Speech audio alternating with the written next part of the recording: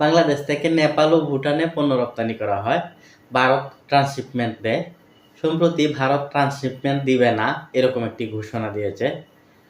Transit এবং transshipment কি এই বিষয়টি জানা জরুরি। আজকে এই বিষয়টি তুলে ধর। বাইরের দেশের পণ্যবাহী যানবাহন দেশের মধ্যে পরিবহনের সুযোগ, সেটা হচ্ছে ট্রানজিট। যেমন এটা হচ্ছে ভারত, এটা হচ্ছে বাংলাদেশ। ভারত যদি তাদের অন্য একটি রাজ্য, সেভেন সিস্টারের কোনো একটি রাজ্য বা নেপাল ভুটানের পণ্য প্রেরণের জন্য বাংলাদেশ দিয়ে গমন করে, সেটাকে ট্রানজিট বলা হয়। বাংলাদেশ ট্রানজিট সুবিধা দিবে ভারতকে এবং ভারত এই সুবিধা নিবে, এরকম একটি কন্ডিশন হয়।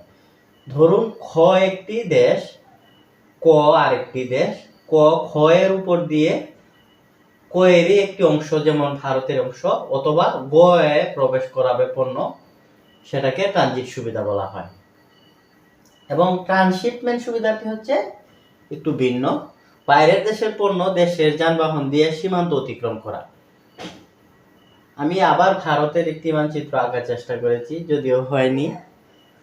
ভারত, বাংলাদেশ, এখানে ভুটান এবং নেপালের ইঙ্গিত দিয়েছি। বাংলাদেশ নেপালে বা ভুটানে পণ্য প্রেরণ করবে। এই পর্যন্ত বাংলাদেশের যানবাহন যাবে, ভারত তাদের নিজস্ব যানবাহন দিয়ে পৌঁছে দেবে, সেটাকে বলা হয় ট্রান্সশিপমেন্ট।